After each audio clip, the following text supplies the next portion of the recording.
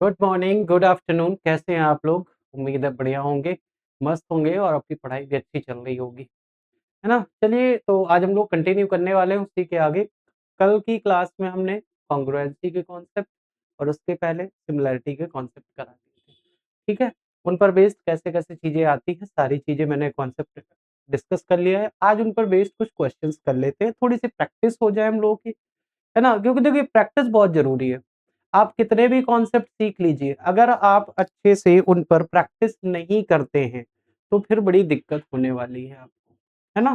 तो देखिए आपके पास जितनी भी बुक्स हैं, जो भी बुक से आप करते हैं प्रैक्टिस, प्रीवियस ईयर जितने भी क्वेश्चन्स आए हैं, सब पे आप क्वेश्चन करिए और आराम से उनको लगाइए। जो चीज़ें नहीं आती हैं, डाउट सेशन होगा, उसमें आप ज़रूर पूछिए। ठीक है? आप क्वेश्चन को कमेंट में भी डाल सकते हैं, मैं आपको नंबर दे देता हूँ और आप उसपे भी भेज सकते हैं, तो हम लोग यहाँ डिस्कस कर लेंगे, ठीक है?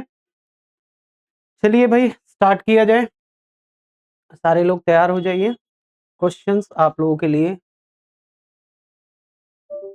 ठीक है? आइए स्टार्ट किया जाए।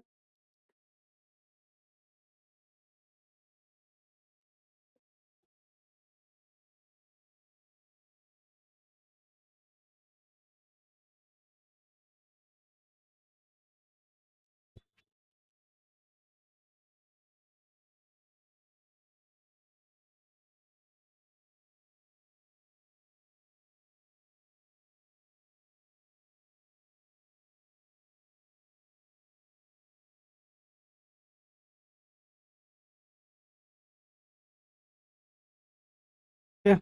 चलिए भई, तो ये क्वेश्चंस आपके सामने आ चुके हैं या फिर मैं एक काम करता हूँ, बोर्ड से ही कर लेते हैं, ठीक है?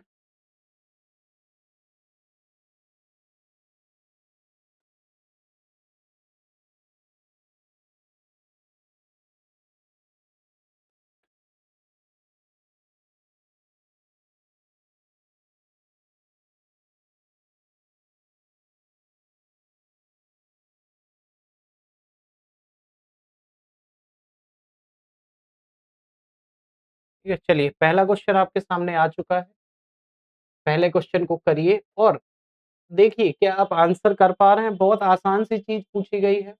कह रहा है 2 समरूप त्रिभुज के क्षेत्रफलों का अनुपात 9:16 है। अब याद करो जब 2 त्रिभुज हम लोगों ने बनाए थे इसका एरिया 9 है और एक और त्रिभुज है जिसका एरिया 16 है। अब याद करो अगर क्षेत्रफलों का अनुपात दे रखा है तो मैंने आपको बताया था अगर इस वाले ट्रायंगल की साइड A माने और इस ट्रायंगल की साइड क्या मान ले? B। ये केवल समझाने के लिए आंसर तो आ गया है।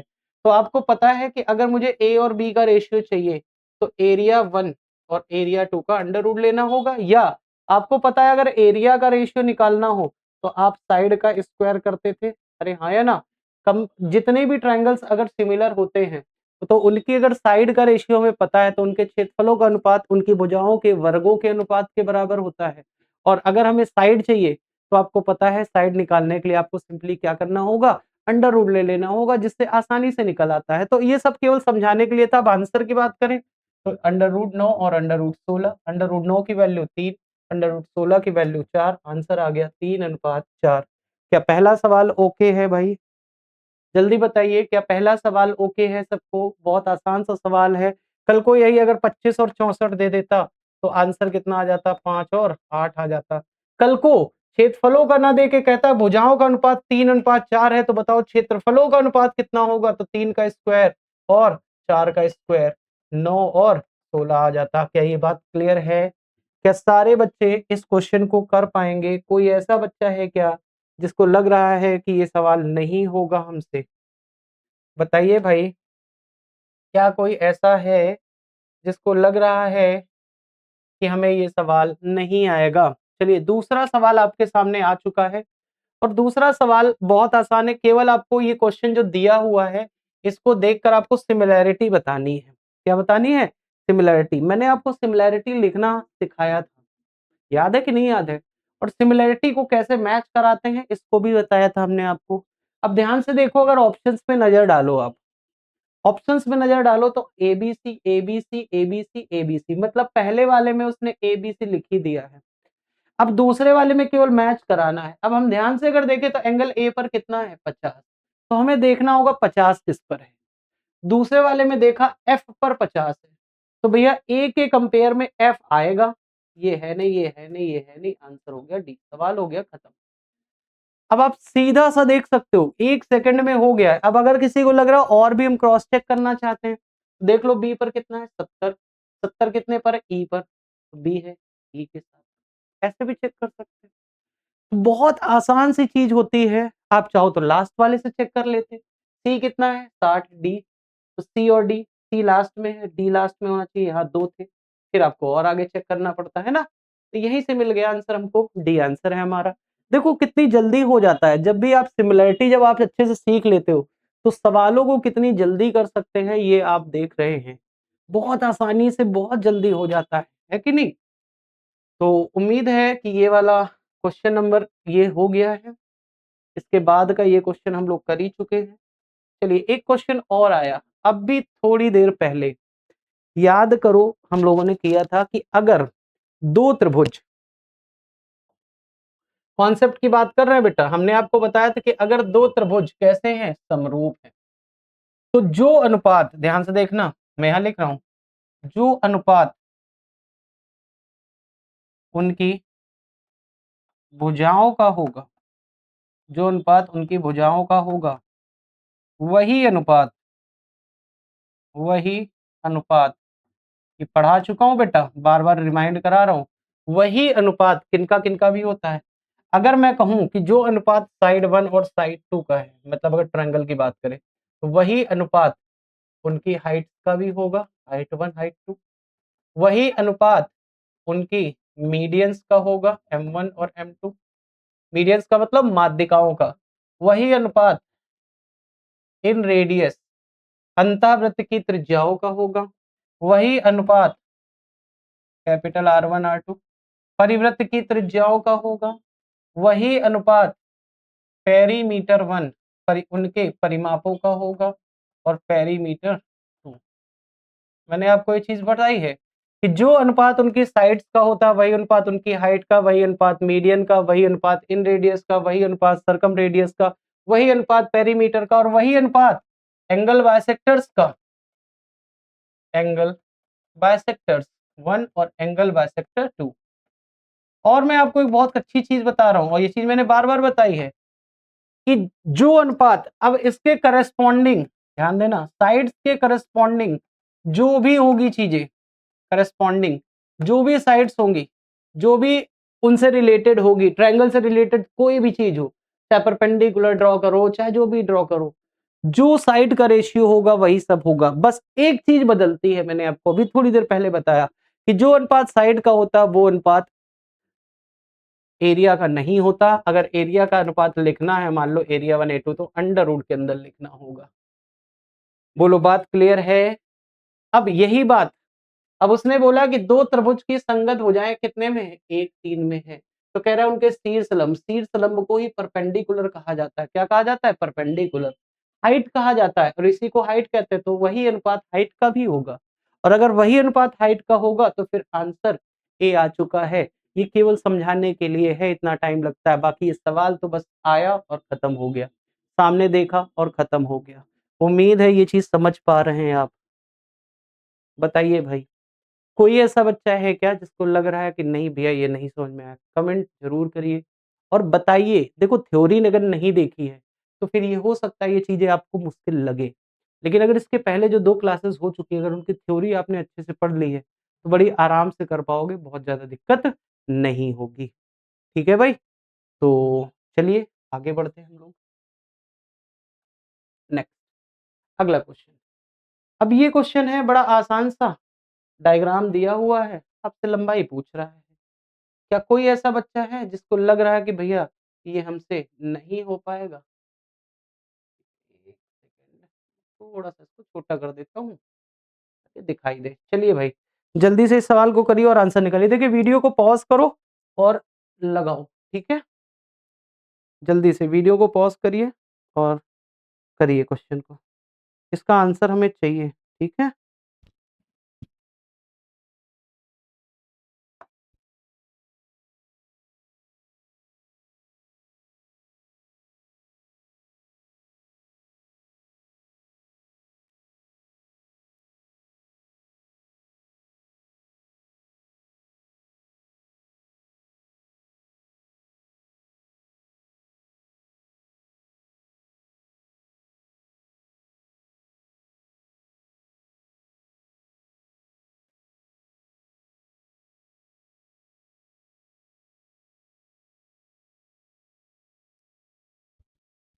चलिए भाई, इस क्वेश्चन का आंसर आपको आ गया होगा।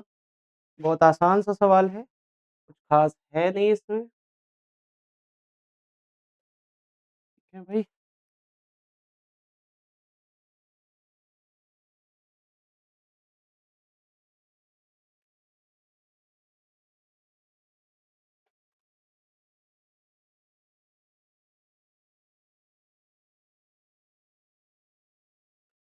चलिए भाई, आइए करते हैं, बहुत आसान सा क्वेश्चन है, ठीक है?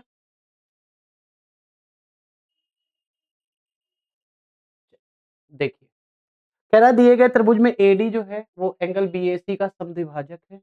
बीएसी का समद्विभाजक है। अगर ये लाइन इसको समद्विभाजित करती है, तो मैंने आपको एक थ्योरम पढ़ाई थी, angle bisector theorem, angle bisector theorem, ठीक है? अगर नहीं याद है तो कोई बात नहीं, मैं आपको बता देता हूँ फिर से। जैसे मान लो हमारे पास एक ट्रायंगल है, ट्रायंगल का नाम दे देते हैं एबीसी, और यहाँ इस लाइन का एंगल बायसेक्टर खींच देते हैं। अब सी के सामने स्मॉल सी, बी के सामने स्मॉल बी और ए के सामने स्मॉल ए। ध्यान देना इस साइड को, ठीक है? तो ये पूरी लेंथ ए है। एंगल बायसेक्टर थ्योरम क्या कहती है कि जो लाइन एंगल बायसेक्टर होती है, वो सामने वाली साइड को उसी अनुपात में डिवाइड करती है जिस अनुपात में एंगल ए को बनाने वाली भुजाएँ हैं। अगर ये सी और बी में है तो फिर ये लेंथ सी यूनिट और ये लेंथ बी यूनिट में बन जाएगा। मतलब बी और सी की वैल्यू किसके बराबर? ए के बराबर। अगर एग्ज़ाम्पल के थ्रू समझाने की कोशिश करूँ, ध्यान से समझो। जैसे मान लो ये 4 सेंटीमीटर है और ये 3 सेंटीमीटर है, ठीक है? और मैं कह दूँ कि ये वैल्यू है 14 सेंटीमीटर, ठीक है? अब मैं यहाँ से एक एंगल बायसेक्टर खींच रहा हूँ। एंगल बायसेक्टर इस साइड को उसी अनुपात में डिवाइड करेगा जिस अनुपात में ये दोनों हैं। ये 4 है, ये 3 है, तो ये 4 यूनिट और ये 3 यूनिट। 4 और 3 हो गया टोटल 7 यूनिट। 7 यूनिट की वैल्यू पूरी दे रखी है 14 सेंटीमीटर। तो 1 यूनिट की वैल्यू आ गई 2 सेंटीमीटर, तो 4 की वैल्यू आ गई 8 सेंटीमीटर और 3 की वैल्यू आ गई कितनी? 6 सेंटीमीटर। उम्मीद है ये कॉन्सेप्ट क्लियर हो गया होगा। मैं थोड़ा-सा हट जाता हूँ, आप इस कॉन्सेप्ट को ज़रूर लिख लीजिएगा। अब आते हैं इस सवाल को। अब इस सवाल को अगर करने चले तो बड़ा आसान सा हो जाएगा। कैसे भाई? अब आप कहोगे कि ये एंगल बायसेक्टर है, अगर ये 3 और 4 में है, तो फिर आप कहोगे कि ये 3 यूनिट है और ये कितना है? 4 यूनिट। आपसे कह रहा है एबी की लंबाई बता दो। 4 यूनिट की वैल्यू हमको दे रखी है। 4 यूनिट की वैल्यू कितनी है? 7 सेंटीमीटर। तो आपसे कह रहा है 3 यूनिट का बता दो। तो आप 4 यूनिट की वैल्यू अगर हमको दे रखी है 7 सेंटीमीटर, तो 1 यूनिट की वैल्यू हो गई 7/4 सेंटीमीटर और आपको चाहिए 3 यूनिट की वैल्यू, 3 का मल्टीप्लाई 7 के 21/4 आ जाएगा, काट देंगे 5.25, 5.25। क्या आसान सा क्वेश्चन है, समझ में आया? क्या भाई कोई ऐसा बच्चा है जिसको ये चीज़ नहीं समझ में आई कि ये सवाल हमने कैसे किया? फिर से देखो ध्यान से, फिर से समझा देते हैं, फिर से आप चीज़ों को करिएगा, ठीक है? ध्यान से देखो, हमने वही लगाया है एंगल बायसेक्टर थ्योरम। अब आप बताओ ये 3 और 4 है तो ये 3 यूनिट हो गया और ये कितना हो गया? 4 यूनिट। क्यों? क्योंकि ये एंगल बायसेक्टर है। जिस अनुपात में ये दोनों उसी अनुपात में ये दोनों, ठीक? अब 4 यूनिट की वैल्यू दे रखी है और आपसे 3 यूनिट की वैल्यू पूछ रहा है। ये तो बिल्कुल ईज़ी सा सवाल हो गया। 4 यूनिट की वैल्यू 7 सेंटीमीटर, आपसे 1 यूनिट की वैल्यू 7/4 सेंटीमीटर और आपसे कह रहा है 3 यूनिट का बता दो। 3 × 7 और बटे में 4 सेंटीमीटर। 21/4 5.25। सवाल हो गया खत्म। इसको बोलते हैं भैया एंगल बायसेक्टर थ्योरम। क्या बोलते हैं? Angle bisector theorem. ये बात क्लियर है सभी को? चलिए आगे बढ़ते हैं नेक्स्ट क्वेश्चन की तरफ। अगला क्वेश्चन अगला क्वेश्चन आपके सामने आ चुका है, ठीक है? ये रहा आपके सामने। अब इस सवाल में सिमिलैरिटी लगेगी प्योर और कुछ भी नहीं है, ठीक है? आराम से आप सिमिलैरिटी लगाइए, आराम से कर पाएँगे। स्क्रीन को पॉज़ करिए, यहीं पर रोकिए वीडियो को और खुद से एक बार ट्राई करिए, ठीक है? चलिए, करते हैं। सिमिलैरिटी लगा के दिखाते हैं। पहले तो ये बताओ क्या ये 2 ट्रायंगल हैं यहाँ पर? तो आप कहोगे यस भैया, एक ट्रायंगल ये बना हुआ है, मैं बना देता हूँ आपके लिए। है तो वो एक ही लाइन का लेकिन समझाना होता है हमें तो टाइम लगेगा। ADE ये वैल्यू x और ये वैल्यू x + 2। एक बड़ा वाला ट्रायंगल बना हुआ है भैया, ये वैल्यू कितनी है? ABC मान लेते हैं इसको, ठीक है? क्योंकि BC जो है ये B है और ये C और BC पैरेलल है DE के। ठीक है, ये वैल्यू अगर पूरी निकाले तो x plus x 2x minus 2, तो ये वैल्यू है टोटल 2x माइनस 2।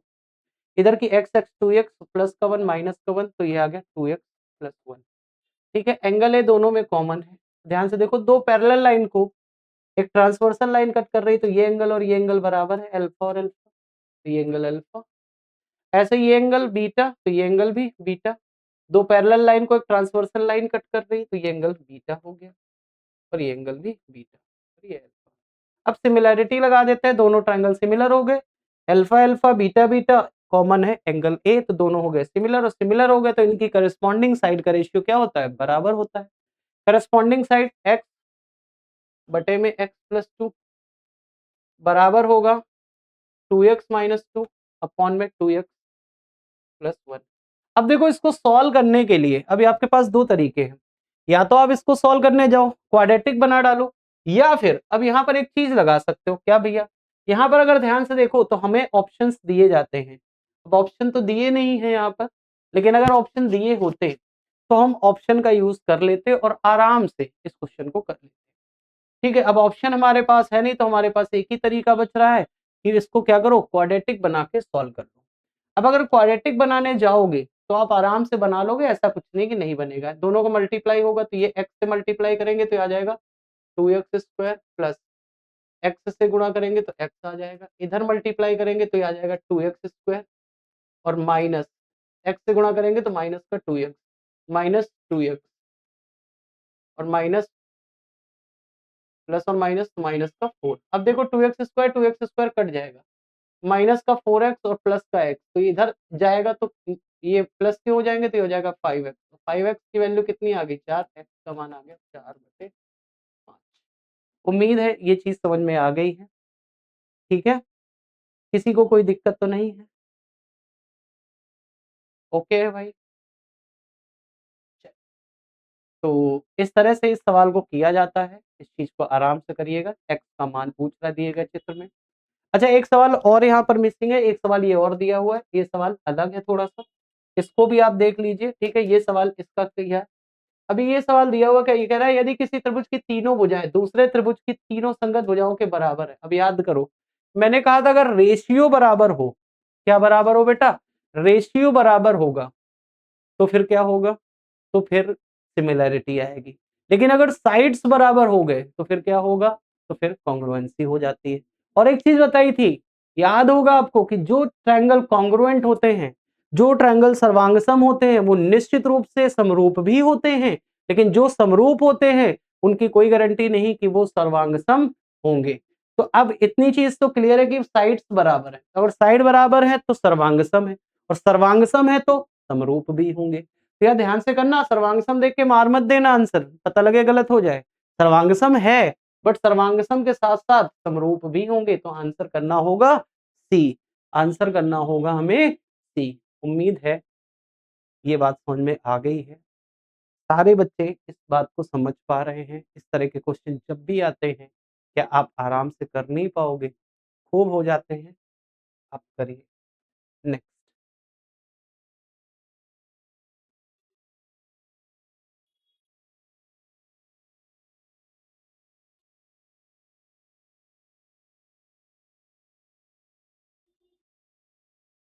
चलिए, ये सवाल आ चुका है, अगला सवाल आपके सामने। अब इस सवाल को कैसे करना है, सिमिलैरिटी ही लगेगी। देखो फिर से वही डायग्राम बन गया है। उसने बोला कि ए बी जो है पैरेलल है क्यू आर के। अब ए बी लाइन जो है वो पैरेलल है अगर क्यू आर के, तो फिर ये एंगल अल्फा है तो ये भी अल्फा होगा। ये अगर एंगल बीटा है तो ये एंगल भी बीटा होगा।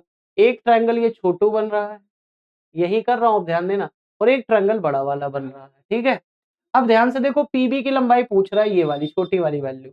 तो अब आप देखोगे इसके सामने पीबी है अल्फा के छोटे में, तो मैंने लिखा पीबी। बड़े वाले में अल्फा के सामने 5, बड़े वाले अल्फा के सामने 5 बराबर, छोटे वाले में पी के सामने 4, बड़े वाले में पी के सामने 8। ये आ गया 2 और 2 से काट दिया 2.5, तो पीबी का मान कितना आ गया, 2.5। उम्मीद है ये बात समझ में आ गई होगी। बड़ा आसान सा सवाल था, ऐसा कुछ खास है नहीं जिनमें कि आपको लगे कि नहीं कर पा रहे हैं। ठीक है, अब कुछ बच्चे सोच रहे होंगे क्या इसमें ट्रायंगल आपने अलग से क्यों नहीं बनाया? तो ट्रायंगल आप चाहो तो अलग से बना दो, बना तो दिया है यहाँ पर एक ट्रायंगल, छोटे वाले में अल्फा के सामने पीबी, फिर पी के सामने 4, बड़े वाले में अल्फा के सामने 5, 5 और उसके बाद बड़े वाले में पी के सामने जैसे आप लिखना चाहो लिख सकते हो। कुछ लोग सोच रहे होंगे सर ऐसे क्यों लिखा है आपने? अल्फा, अल्फा लिखते पहले तो अल्फा के सामने पीबी, ये छोटे वाले की साइड पहले लिख लो। हमें क्या-क्या पता है? पीबी हमें चाहिए, तो हमने लिखा पीबी। हमें पता है कितना 4 तो 4 लिख लिया। बड़े वाले में ये वैल्यू 5 और बड़े वाले में इसके सामने 8 ऐसे कर दो, काट दो, तब भी वही आएगा। आप कैसे भी लिखो, मैंने आपको सिमिलैरिटी लिखते समय बताया था कि लिखने के तरीके से सिमिलैरिटी बदल नहीं जाएगी या उनको रेशियो जो है उनका वो बदल नहीं जाएगा, आंसर तो वही रहने वाले हैं। ठीक है? चलिए भाई, आगे बढ़ते हैं अगले सवाल की तरफ। अगला सवाल ये रहा, इस तरह का कॉन्सेप्ट मैंने आपको बताया था। याद करो, जब आपको कॉन्सेप्ट क्लास कराई थी तो मैंने इस तरह का डायग्राम भी आपको बताया था। आप बताओ, ये 2 लाइनें एक दूसरे को इंटरसेक्ट कर रही है तो क्या ये अल्फा-अल्फा नहीं है? 90-90 पहले से दे रखे हैं, तो ये तीसरा एंगल अपने आप बराबर हो जाएगा। अरे हाँ या ना? चलो, बहुत बढ़िया। तो इसको थोड़ी देर के लिए बीटा और इसको भी बीटा मान लेते हैं, आसानी हो जाएगी। अब आते हैं साइड पे। उसने बोला एओ कितना है? 9, तो एओ की साइड है 9, बीओ की वैल्यू 6, बीओ की वैल्यू 6 सेंटीमीटर, पीबी की वैल्यू 8, पीबी की वैल्यू 8 सेंटीमीटर। आपसे पूछ रहा है एक्यू का मान x मान लेते हैं। अब देखो लिखना कैसे, पहले इस साइड की साइड्स लिख लो। अल्फा के सामने x, बीटा के सामने 9। अब इस वाले में आओ, अल्फा के सामने 8, बीटा के सामने 6, 3 दूनी 6, 3 त्रिका 9, 2 से काट दिया 4 और 4 तिया 12, x का मान 12। क्या आसान सा सवाल नहीं? अब बताइए, क्या ये चीज़ ऐसी सिमिलैरिटीज़ नहीं है जो आप लिख पाओगे या आसानी से कर पाओगे, आपको लग रहा है कि बहुत कठिन है? ऐसा तो नहीं लग रहा है। चलें, आगे बढ़ा जाए भाई। देखो जब भी हम क्वेश्चन लाया करें या क्वेश्चन करा करें तो आप उस चीज़ को पहले पॉज़ किया करो, फिर उसके बाद उस क्वेश्चन को ट्राई किया करो। चलिए एक और सवाल आ गया। अब यहाँ पर देखो 2 तरीके हैं, या तो आप पहले ट्रायंगल बनाओ या फिर सिमिलैरिटी देखो। उसने सिमिलैरिटी यहीं लगा के मतलब उसने सही से लिख के दिया है। एबी साइड का करस्पॉन्डिंग है डीई के, बीसी साइड ईएफ के और एसी साइड डीएफ के। ये करस्पॉन्डिंग होते हैं। अगर इस तरह सिमिलैरिटी लिख के ले दे दी जाती है तो फिर ये करस्पॉन्डिंग है। ये पिछली क्लास में समझा चुके हैं।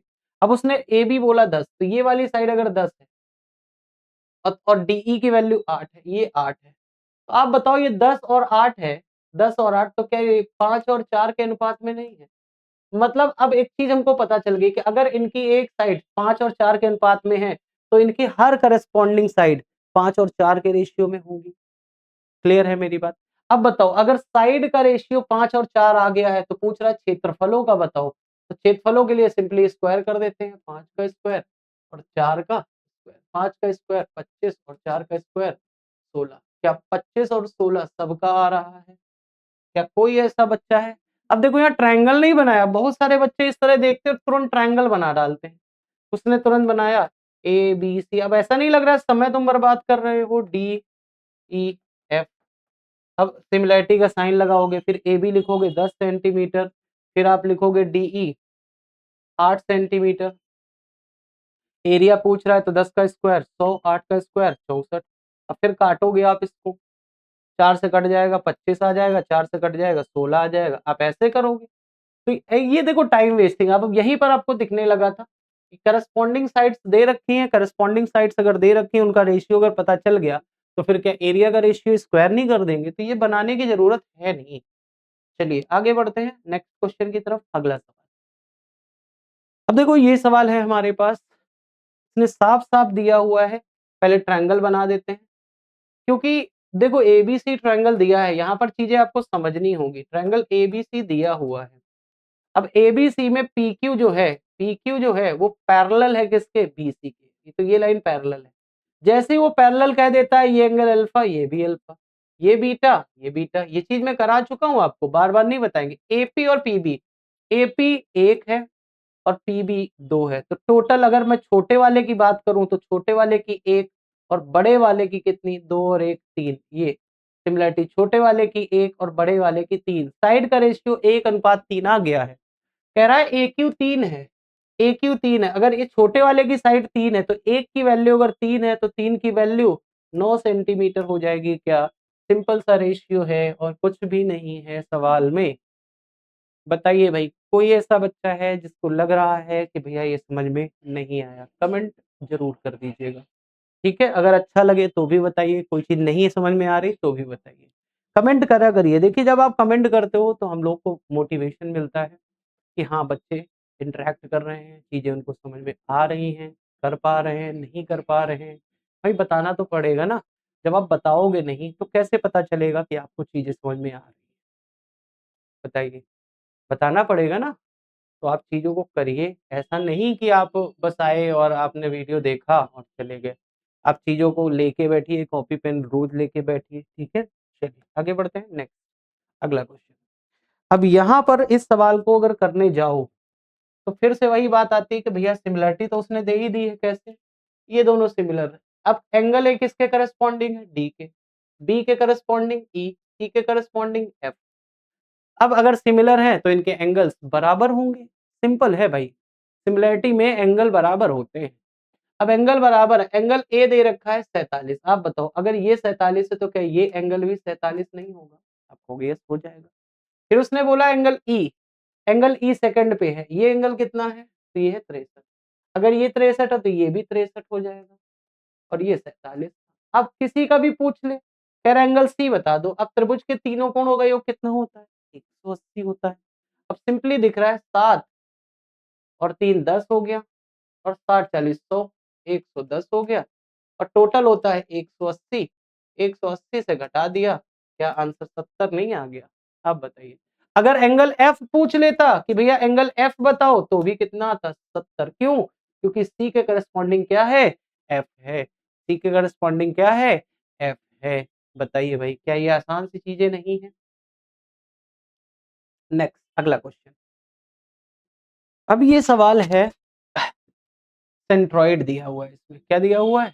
सेंट्रॉइड। अब यहाँ पर सेंट्रॉइड है, अब मैंने आपको अभी सेंट्रॉइड के बारे में पढ़ाया नहीं है, ठीक है? सेंट्रॉइड के बारे में अभी हमने पढ़ाया है नहीं आपको, मैंने अभी केवल सिमिलैरिटी और कॉन्ग्रुएंसी कराई है। अभी मैंने आपको सेंटर्स नहीं पढ़ाए हैं। सेंटर्स मुझे पढ़ाना होगा, उसके बाद इस क्वेश्चन को करेंगे, ठीक है? देख लेते हैं अगर और कोई होगा तो। चलिए, ये सिमिलैरिटी का क्वेश्चन है, अब इसको करते हैं सवाल। अब ये सवाल पॉज़ करिए और ज़रा इसको करके देखिए। मैं आपको 10 20-30 सेकंड का टाइम दे रहा हूँ। जल्दी से रोकिए और फिर इसको करके देखिए।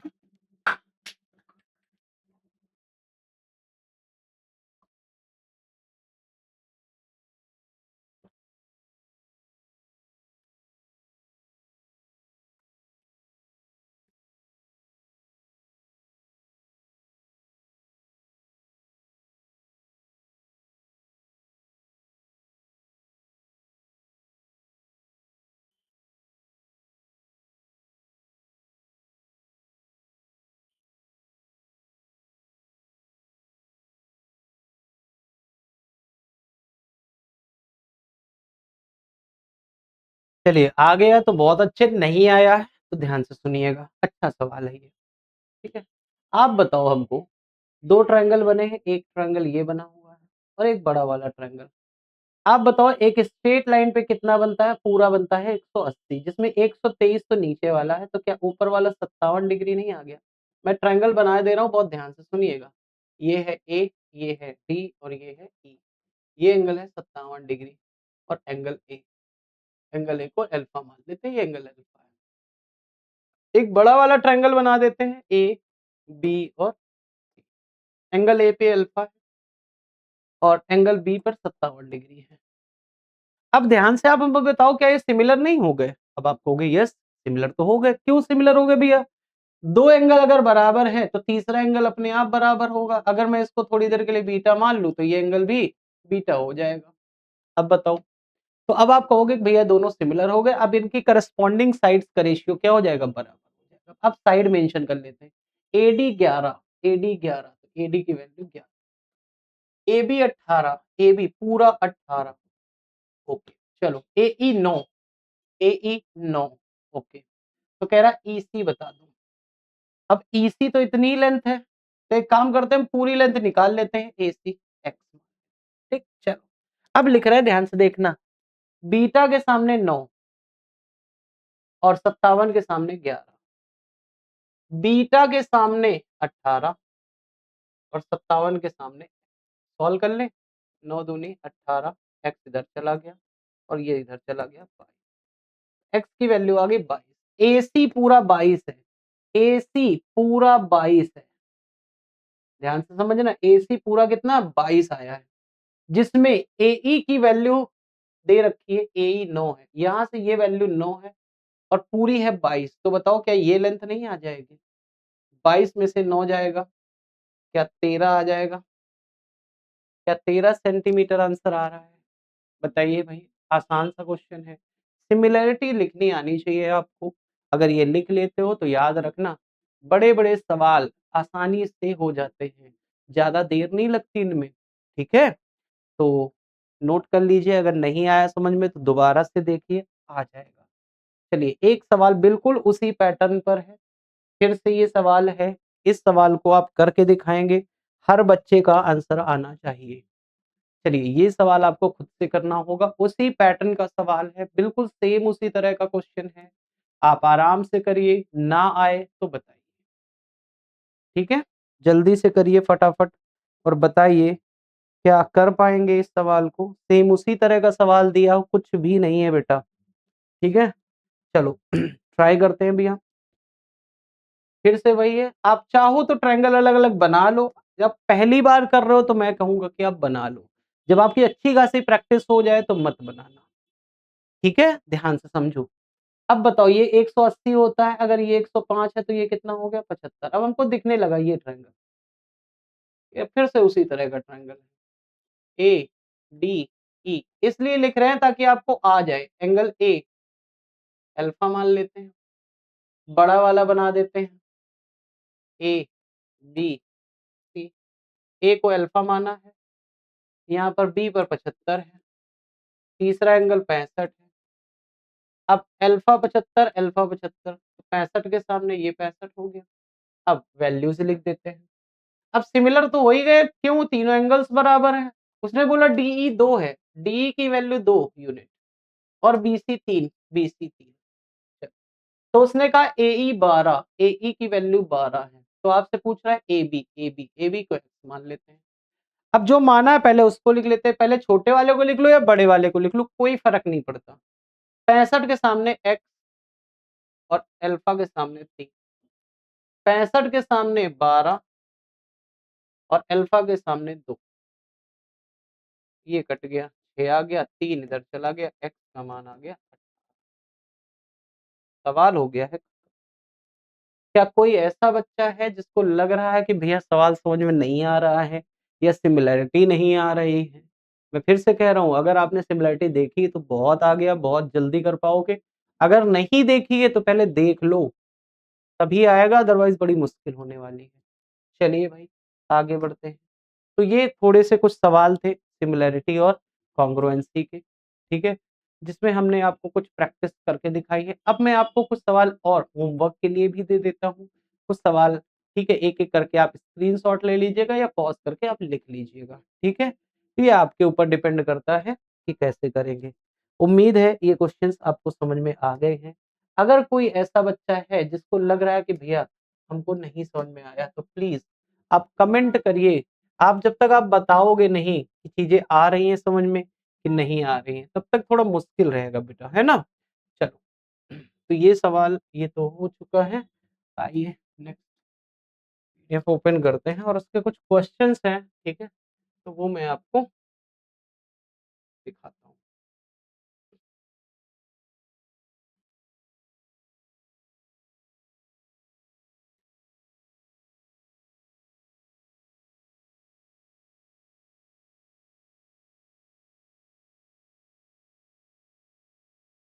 चलिए, ये जहाँ से होगा मैं बता दूँगा क्वेश्चंस कौन-कौन से हैं। ये तो कॉन्सेप्ट्स लिखे हुए हैं, ठीक है? तो कोई मतलब नहीं है। चलिए,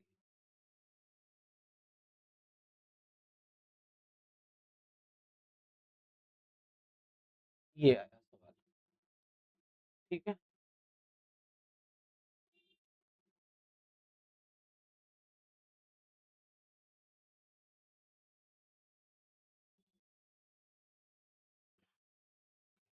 चलिए, दिख रहा होगा उम्मीद है।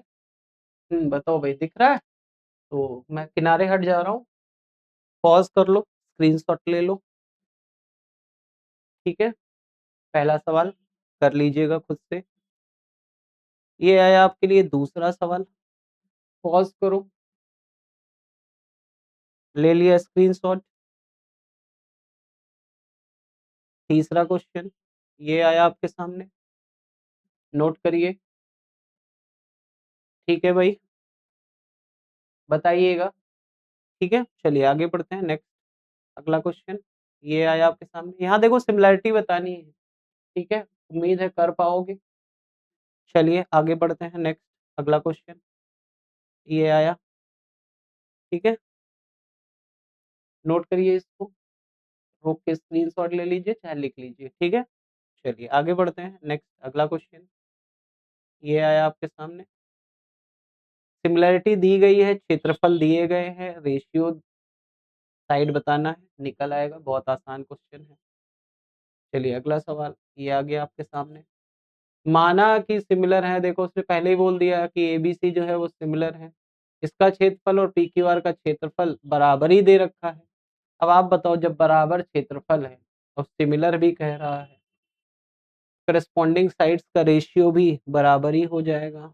चलिए, अब खुद से करिएगा। चलिए एक सवाल ये आ गया। फिर से उसने कहा समरूप त्रिभुज है। देखो सिमिलैरिटी प्रूव नहीं करनी होती है। अब सवालों में क्या है, अब पेपर में पूछा जाता है कि सिमिलैरिटी दे दी जाती है, उसके बाद रेशियोज़ बनवाते हैं वो सीधे-सीधे। डायग्राम अगर देगा तो सिमिलैरिटी प्रूव कराएगा, ठीक है? आप देख के बताइए कि सिमिलर है कि नहीं। अगर क्वेश्चन आप इस तरह का मिल रहा है, थ्योरी बेस्ड मिल रहा है, तो फिर आप मान के चलिए कि 90% केसेज़ में सिमिलैरिटी वो बोल ही देता है कि 2 समरूप त्रिभुज हैं। और जब ऐसा बोल देगा, तो फिर आसान हो जाएगा। नेक्स्ट अगला देखते हैं। ये रहा एक और क्वेश्चन।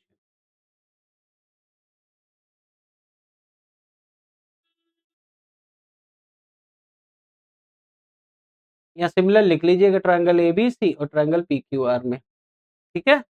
सिमिलर है बेटा। वैसे दे दिया एंगल एपी के बराबर, बीक्यू के बराबर। अब 2 अगर बराबर एंगल तो तीसरा अपने आप बराबर हो जाता है। सिमिलर तो हो ही गए हैं, ठीक है? तो ये कुछ सवाल थे, इनको आराम से आप कर लीजिएगा, ठीक है? जितने भी सवाल हैं इनको कर लीजिएगा। फिर भी अगर लगता है कि आपको कोई चीज़ नहीं समझ में आ रही है, ठीक है? क्वेश्चन आप चाहे तो मेंशन कर दीजिएगा, ठीक है? क्वेश्चन नंबर कौन-सा है? आप नंबर ज़रूर लिख लीजिएगा इनके आगे, वो क्वेश्चन नंबर मैं गिन के आपको बता दूँगा कि हाँ, ये नंबर है। आप एक तरफ से देख लीजिएगा। तो भई इसको पढ़ लो। कल से हम लोग स्टार्ट करेंगे सेंटर्स ऑफ ट्रायंगल्स, ठीक है? वहाँ बहुत अच्छी-अच्छी चीज़ें बनती हैं और वहाँ से सवाल भी बहुत सारे पेपर में आते हैं। तो ऐसा बिल्कुल मत सोचिएगा कि आपने ट्रायंगल ये खत्म हो गया, सिमिलैरिटी कांग्रुएंसी आ गई तो खत्म हो गया, नहीं। अभी mid point theorem, Apollonius theorem और ये सब चीज़ें अभी जब हम लोग पढ़ेंगे सेंटर्स, तो सेंटर्स पढ़ने के बाद उन पे क्वेश्चन्स, फिर उसके बाद हम लोग कहीं आगे बढ़ेंगे। तो ट्रायंगल में अभी काफ़ी कुछ है। ऐसा नहीं कि बस इतना पढ़ लिया और बस हो गया हमारा। इतने में काम नहीं चलेगा। अब हाँ, सिमिलैरिटी और कांग्रुएंसी का यूज़ ज़रूर होगा आगे, जब हम लोग सेंटर्स करेंगे, है ना? सेंटर्स पढ़ने के बाद जब क्वाड करेंगे तब भी इसका यूज़ होगा। बहुत ज़बरदस्त यूज़ है। ये ऐसा नहीं कि आपका बेकार जाएगा। ये बहुत काम की चीज़ है, आपके काम आएगी ही आएगी। ठीक है? तो चलिए भाई मिलते हैं नेक्स्ट क्लास में। जय हिंद।